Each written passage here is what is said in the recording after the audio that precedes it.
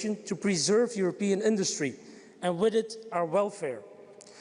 Flanders is doing its part. Just last week we announced the largest support programme ever for Flemish industry, a programme of €2 billion.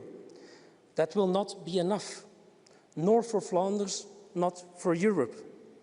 We need decisive action, we need unity, we need a coordinated and focused strategy. Idealism is not a strategy.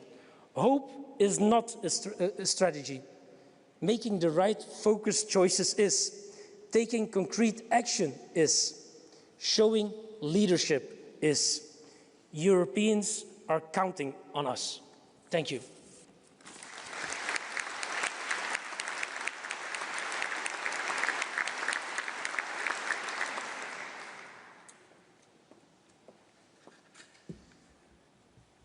Dear distinguished guests, Madam President, dear Prime Ministers, last week I drafted a speech for today's event. It was full of big words, praise for the Antwerp Declaration, for each other, full of confirmations of Europe's strengths and appreciation for what we have all already achieved. I chose not to give that speech today, simply because we've heard it too many times. The world is moving on, and European industry is falling behind. This raises an uncomfortable truth. We simply have not done enough to restore European competitiveness. Europe's current playbook is not working. Dear Madam President, today's third edition of the Antwerp Industrial Summit takes place under this impression and public perception. Despite many initiatives since 2024, we still lack the big picture that will bring European industry back to growth. We are still too slow and too hesitant in implementing the bold solutions needed in the most critical time since decades. European industry is under unprecedented pressure. That is why we are here today, once again driven by a shared sense of responsibility, but also aware that key challenges remain unsolved. Across key sectors, site closures and job losses have reached a new concerning dimension. In the chemical industry alone, plant shutdowns in Europe have increased sixfold since 2022, nearly 10% of Europe's production base. Investments have stalled, and world-class companies are selling off their European assets. Already 20,000 direct jobs are lost, and roughly 90,000 indirect jobs are at risk. This is a structural shift, not a cyclical downturn. Around 30 factory workers from across Europe are joining us here today, and they remind us what is truly at stake. Behind every job stands a person, a family, a future. Every closure and every job loss leave a lasting mark on people's lives and Europe's promise on prosperity. That is why the expectation is both clear and compelling. Europe needs ambitious and decisive actions, now. Not in a year, not in 1 month, but today. Our companies face global competition every day, and we are willing and able to take on fair competition on a level playing field. In today's world, so much is about innovation, speed, and especially cost competitiveness. We simply must become more pragmatic, faster, and more focused. We must forcefully address the self-inflicted challenges that stem from our own political and regulatory choices in Europe. And we have to acknowledge that the rest of the world makes very different choices.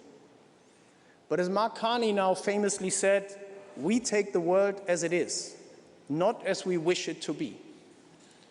We must benchmark Europe with the rest of the world, reduce anti-competitive regulation, and design new regulations more efficiently. The ongoing initiatives are commendable.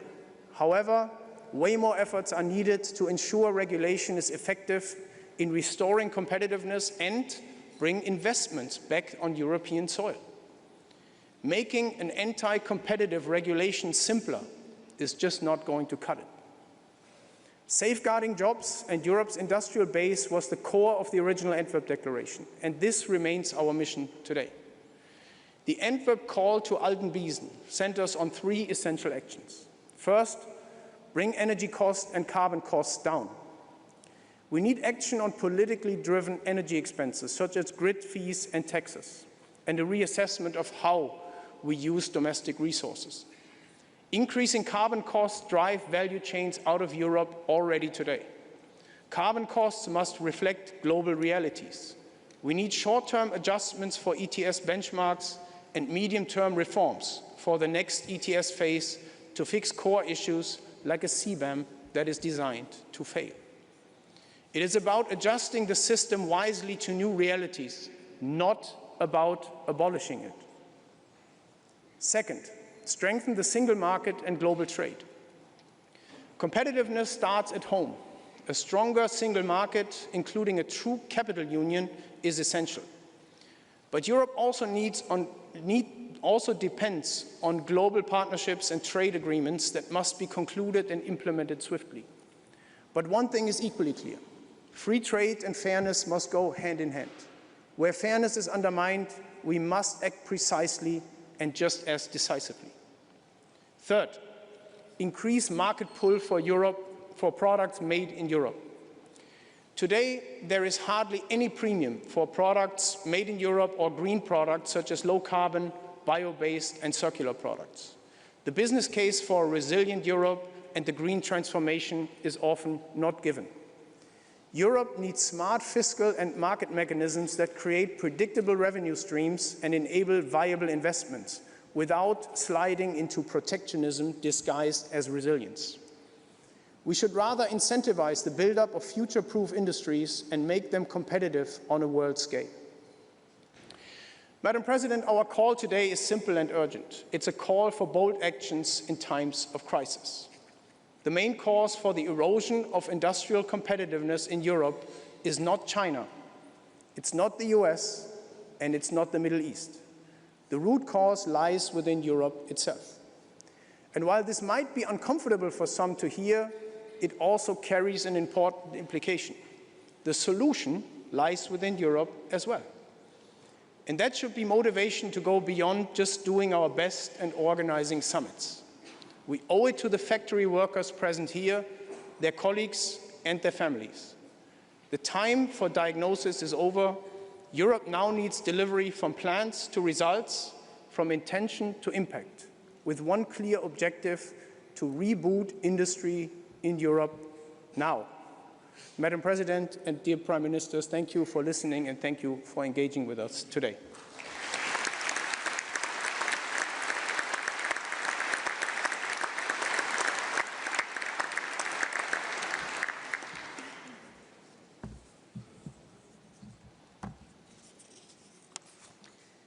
Thank you, first of all, Dr. Kadri and Dr. Kamit, Prime Minister De Wever, Prime Minister Skov. Happy to see you here. Chancellor Stocker, good to have you here. Minister President Diependale, ladies and gentlemen, it is good to be back with you for indeed the third time here at the European Industry Summit. Last year, at the beginning of the new mandate, I came to share our agenda. It is shaped indeed by the Draghi and Letta report. It is headlined by the Competitiveness Compass, which is the translation of the Draghi and Letta report into milestones. One core element is the Clean Industrial Deal, our joint plan for decarbonization and competitiveness. And the year since, we have rolled up our sleeves, and the results are starting to show. So let me begin with the good news. We more than doubled investments in industrial transitions from 52 billion euros in 2024 to 115 billion in 2025. We already made proposals to cut administrative costs for companies by 15 billion euros every year. We launched a 1.8 billion euro battery booster to scale up European battery manufacturing. We concluded new trade deals and approved 60 new projects for critical raw materials to ensure secure supply for European industry. These are just a few examples, and of course more has to be on its way and more is on its way.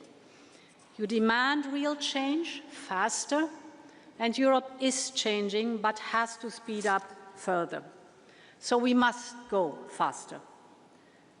Because I know that, and you described it just, the global pressure on you is growing even more. We have all seen the news coming from here in Antwerp and elsewhere in Europe. And I must say, whenever I hear about an investment leaving Europe and about a factory at risk of closing, my first thought goes to the workers and the families who might lose a vital source of income. But I also think about what it means for Europe as a whole. Your industry is the industry of industries. The energy, the steel, the chemicals you produce underpin entire value chains. The technologies you develop are vital to Europe's independence. So together we must secure your future in our continent, and therefore again, thank you for the invitation. Europe has a lot to offer. We remain frontrunners in many areas of the clean transition. We have built world-class value chains in clean energy, pharmaceuticals, advanced manufacturing, and so much more. But competition is intensifying, and it is sometimes unfair competition. Indeed, we see massive subsidies, state-backed overcapacities, and market distortions. And this makes it increasingly difficult for European industry to compete on a level playing field. China now exports almost twice as much clean tech as we do. And this is not just a trade statistic. It is a signal of where industrial capacity is concentrating and how quickly global market positions can shift. So the urgency could not be greater. We're fighting for our place in the new global economy, and this means together we must make a strong business case for you to choose Europe. Because let me be clear, your future belongs in Europe. So, how can we strengthen the business case for Europe? You need speed, you need scale, power, and new markets to compete in an unrelenting world. Let me start with speed. Speed to expand production and grow. Scale to mobilize more investment and attract capital. And power that is abundant and affordable energy.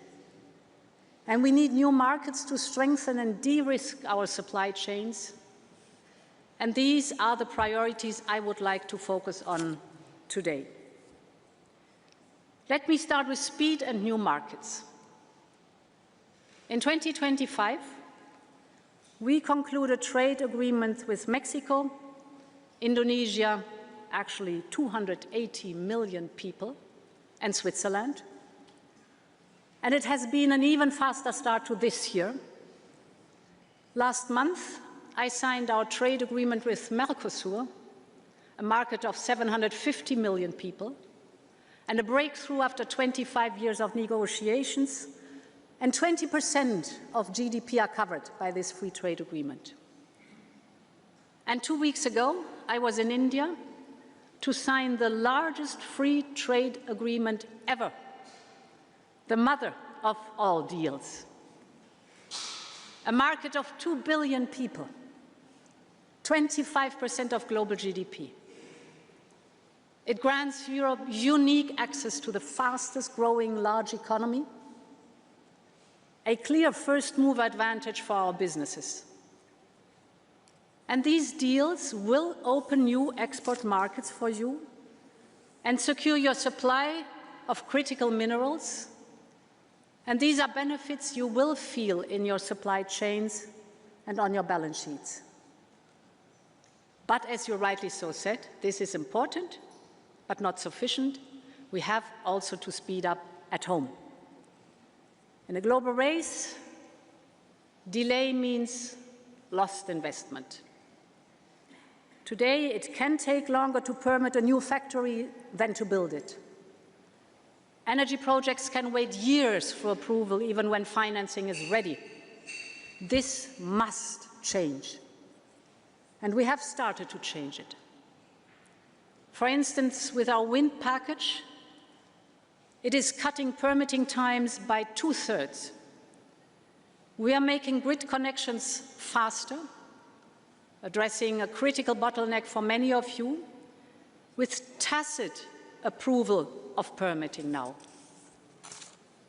And we're making business easier and faster across the board, because as you know, we have set the targets to cut red tape in this mandate by 37 billion euro. That is the equivalent of 25% on the European level. 10 omnibuses are on their way. They are worth 15 billion euro of cuts of red tape every year. So far, so good. But of course, I'm not satisfied, and you are not satisfied with their speed. Because of the 10 omnibuses we proposed last year, only 3 have reached their destination. For the other 7 omnibuses, we count now on the European Parliament and Member States to share the same sense of urgency. And the work on European level will go on. But let me raise another topic, that is looking at the national level. There is too much gold plating. Gold plating is the extra layers of national legislation that just make your life harder and create new barriers in our single market. Let me give you an example. A truck in Belgium can weigh up to 44 tons. But if this truck drives to France and wants to cross the border with France, a border that does not exist anymore, it can only carry up to 40 tons. So 44 tons, 40 tons. In June 2023, we proposed legislation to harmonize this. Almost 2 years later, this is still under discussion by the co-legislators. Another example, shipping waste from one member state to another should be efficient, easy and quick. But different national practices, the gold plating, make it extremely complex. Some member states, for example, only accept correspondence by fax. It can take several months for traders to get green light from the authorities, depending on the different rules of the different member states. So, if we are serious about simplification, the European level has to do its share. Don't get me wrong, there's a lot to do still. But we must also crack down on gold plating and fragmentation. In other words, it's time for deep regulatory house cleaning at all levels. And this is also true when it comes to the European single market, our greatest economic asset. Here we are leaving too much potential on the table. Barriers inside Europe hurt us more than tariffs from the outside. We must therefore complete the single market in Europe if we want Europe to stay competitive in a world of giants. And that's why we will propose next month the 28th regime. The aim is to create a new, truly European company structure. We call it EU Inc. It is a company structure that will have a single and simple set of rules that will apply seamlessly all over our union for all 27 member states, therefore the 28th regime, so that business can operate across member states much more easily. Our entrepreneurs will be able to register a company in any member state within 48 hours, fully online. EU Inc. will ease access to finance in the startup and scale-up phases. It will enable smooth cross-border operations, and it will allow rapid wind-down if a company fails. We hope not. So this is the speed we need, and this is Europe made easy. But as we simplify rules and speed up permitting, we must also accelerate the uptake of your clean products in Europe. Only a surge in demand will make a clear case for investment. And this is why creating lead markets is so important. And public procurement is a powerful lever. It amounts to 14% of our GDP. This is massive financial firepower controlled by European governments.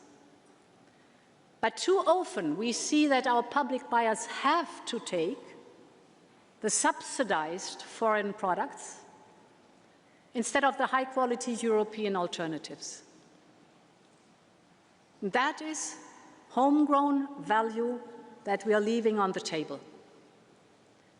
This will be a central focus of the Industrial Accelerator Act that we are putting forward later this month.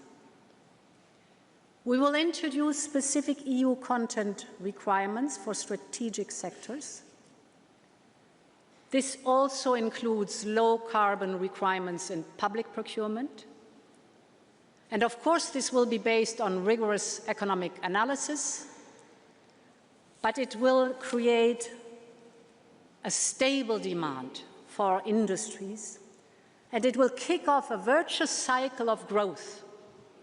So the aim is to let us direct more European money to our European industries. Ladies and gentlemen, this leads me to my second point about scaling up investment.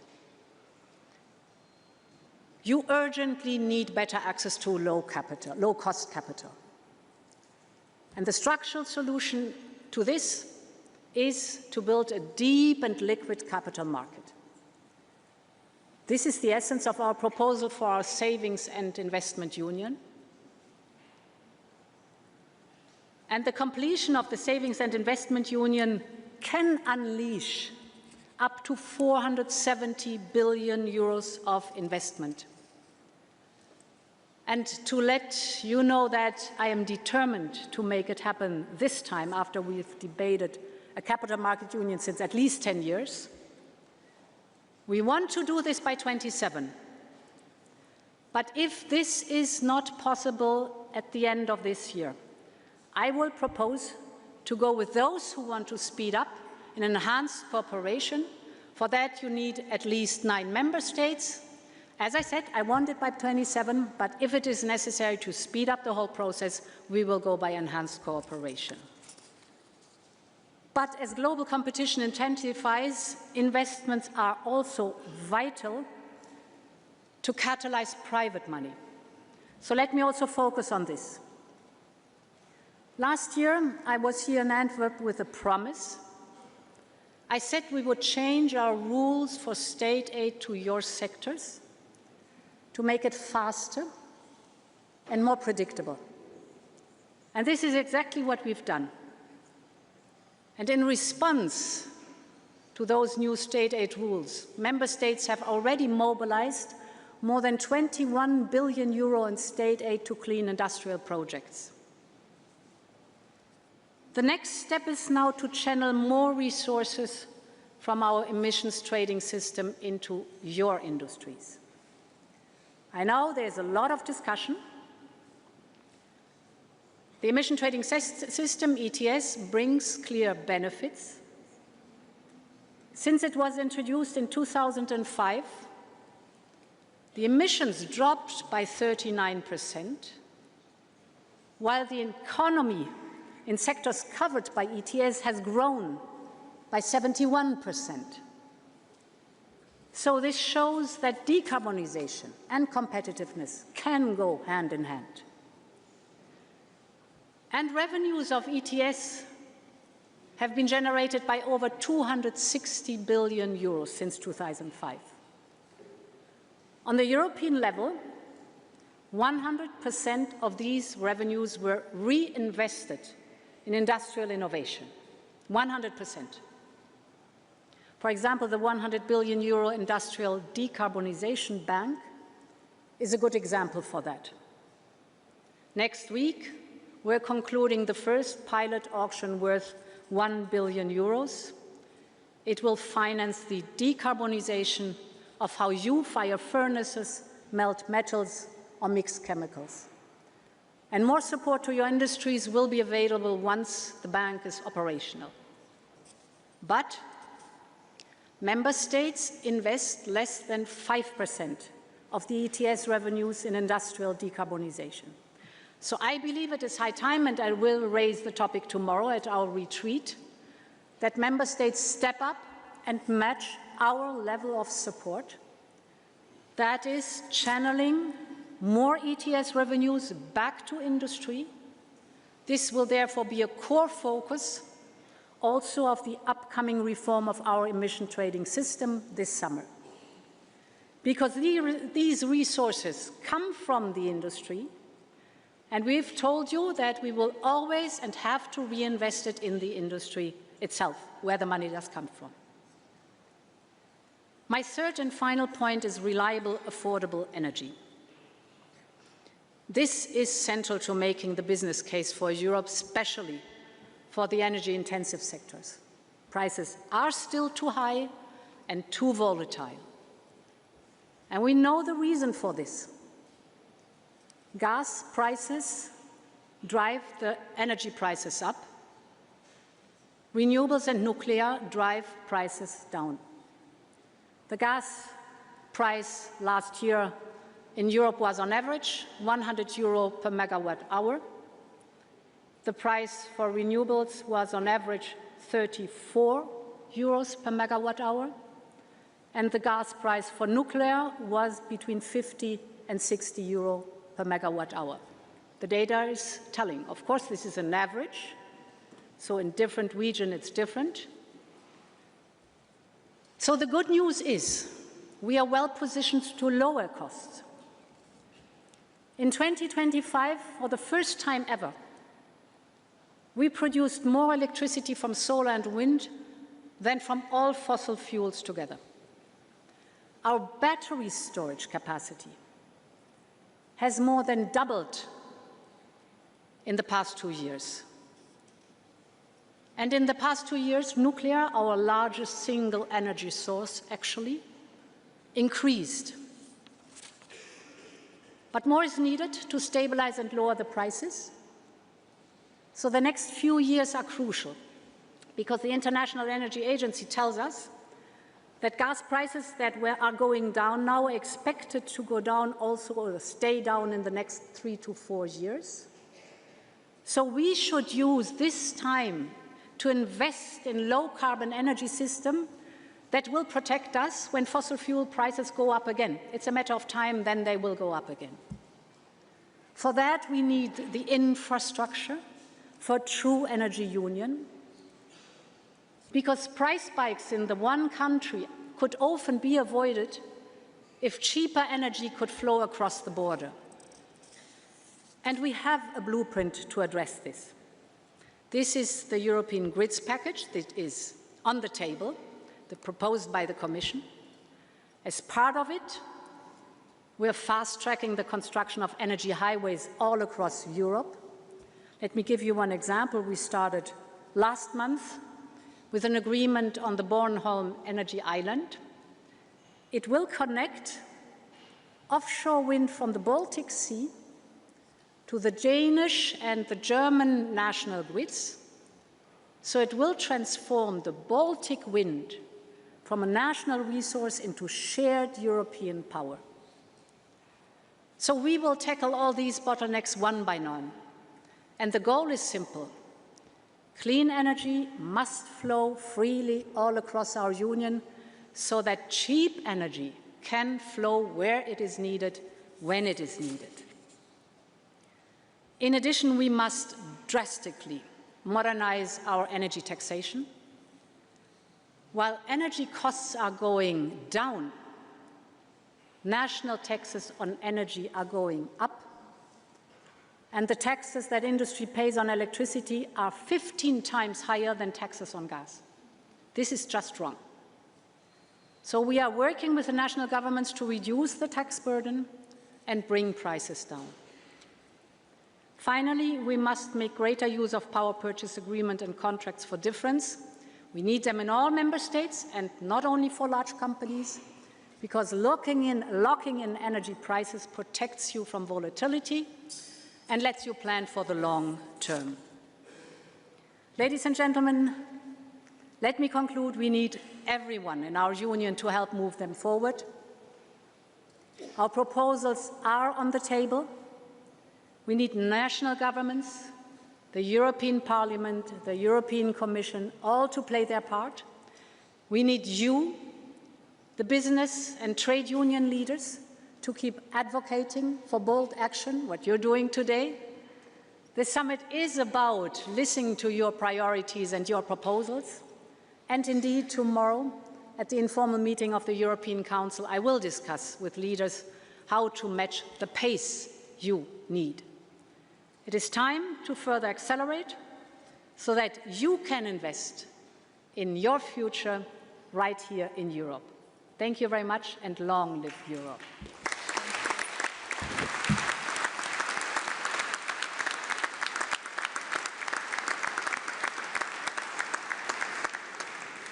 Thank you very much, Madam President.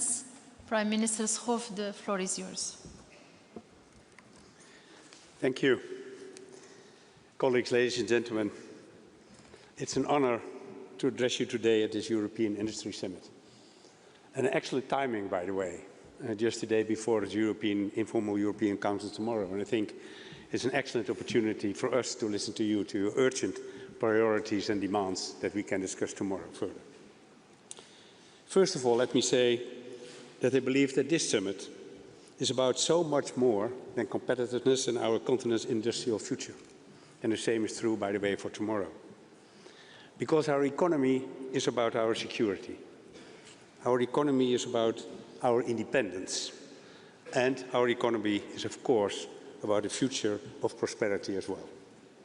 The geopolitical fast lane we live in today must surely urge us to keep an open dialogue between the European industry and political leaders.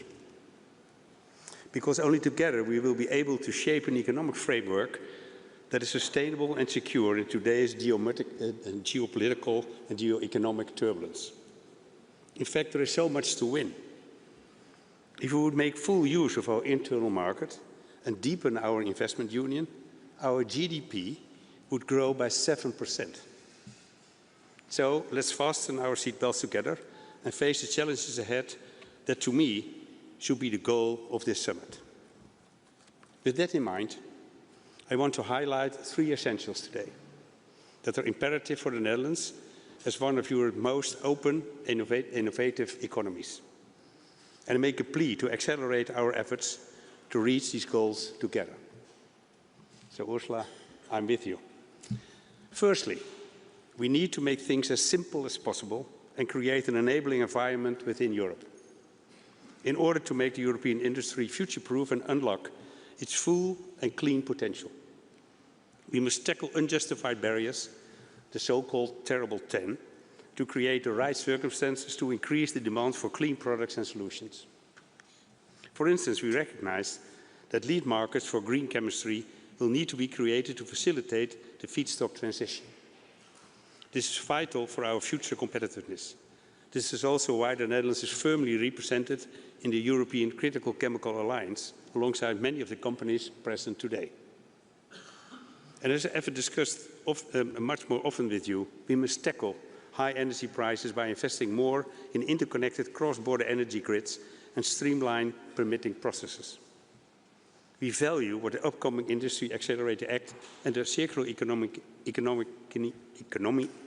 Act is seeking to do, creating measures to stimulate clean demand in industrial sectors, for example, through labelling product standards.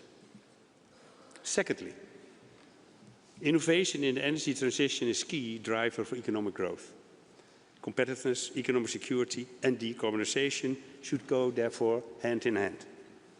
We must swiftly stimulate the rollout of renewable energy and industrial decarbonization to create a sustainable and competitive future. And the Netherlands is well aware that consistent and predictable policies are essential for the long term. And we have to unlock private investment. That is why the MFF should be used to its full potential to unlock private capital, and we need to deepen our saving and investment union, making full use of the strategy prompted out by the Commission last year. Thirdly, Europe needs to become more independent for certainty and security.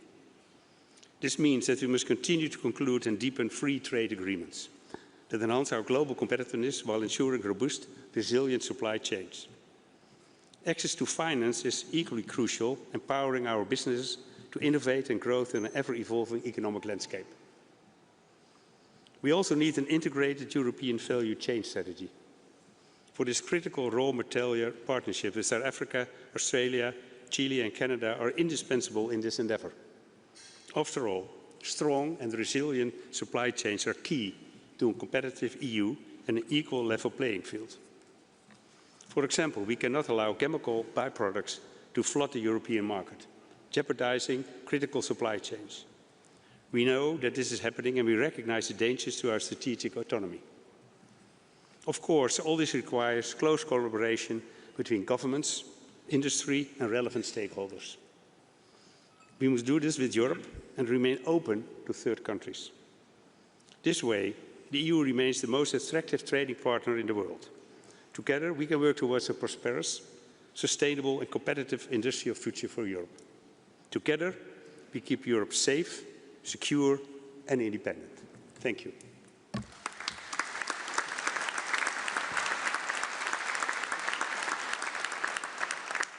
Thank you very much. Thank you, Prime Minister. So as the Chancellor Stoker joined us, so if I can ask you to take the floor. Welcome.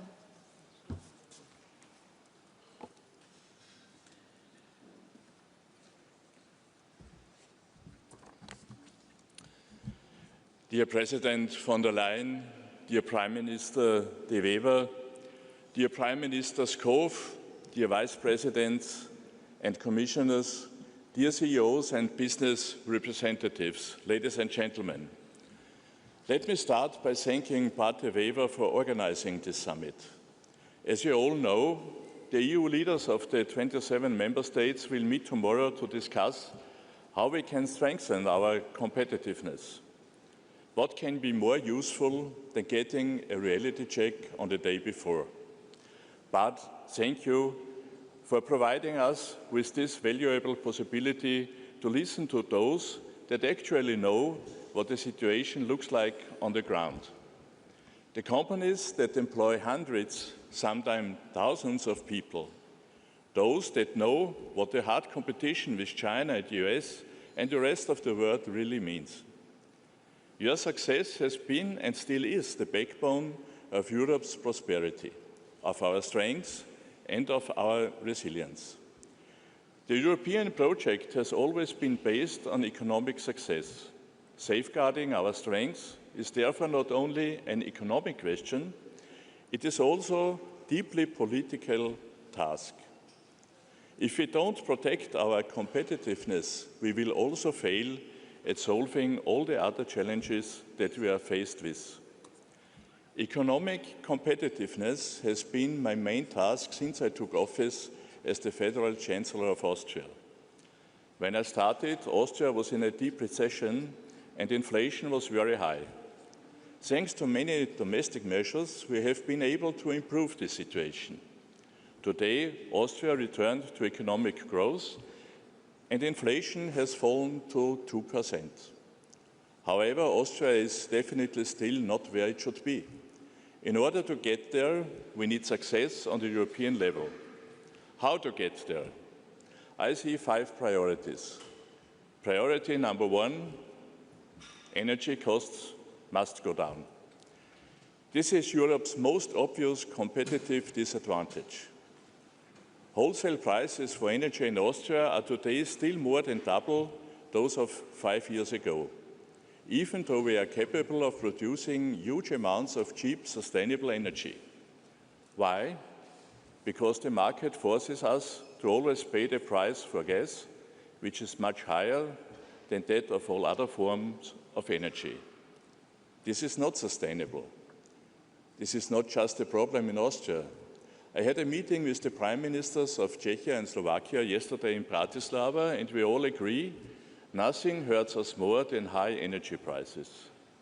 I see two options. We must either permanently reduce the gas price towards pre-crisis levels, or we change the pricing mechanism. We should not be afraid to question the merit order system if it does not serve us any longer. Priority number 2, extend free allowances in the emission trade system. We can only afford the green transformation if our industrial base is strong. The ETS path until 2034 is too steep and too ambitious. If we do not change course, we will not make the world greener, we will only make Europe poorer. Also here I want to underline that this is not only my position. The Prime Ministers of Czechia and Slovakia have the exact same situation in their countries. Do not get me wrong. Climate change needs to be addressed and tackled. We just have to admit that the approach we took in the beginning was too extreme. Fortunately, the trend reversal has already begun, but more will be necessary. Priority number 3, complete the single market. The so-called 28 regime could facilitate access to domestic and capital markets for startups. This ambition of thinking outside the box is exactly what we need. We have to continue and intensify our efforts to reduce bureaucracy and work towards real deregulation on the EU level. Of course, many barriers exist at national level. As member states, we also have to do our homework. We must also remove unjustified territorial supply constraints. It is unacceptable that citizens in smaller countries pay more for the same products than citizens in larger countries. Finally, we must speed up our work to complete the savings and the investment union. It's crazy that every single year more than 330 billion euros of European capital are invested in the US. Imagine what it means for European innovation, entrepreneurship and jobs if that money stayed in Europe. When we should change this, if not now? Priority number 4, a commitment to European preference, not out of protectionism, but because European competitiveness and prosperity should be safeguarded. We are ready to put billions of euros into reconstruction of Ukraine as soon as lasting peace can be achieved, but we also have to ensure that it's European business that rebuild Europe. And finally, priority number 5, fair trade agreements. We need strategic trade agreements to help our markets grow and to supply our industry with the materials and input needed to succeed. I commend President von der Leyen, who has already made much progress in the last year, for instance, in Indonesia or in India. At the same time, we must stop unfair market practices by third countries. With that, I conclude my remarks and look forward to hearing your views. Thank you.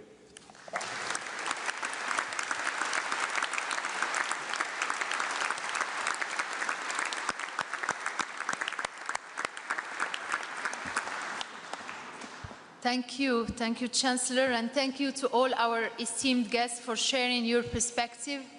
As we now move on to the discussion under Chatham House rules, I kindly invite members of the press to leave the room.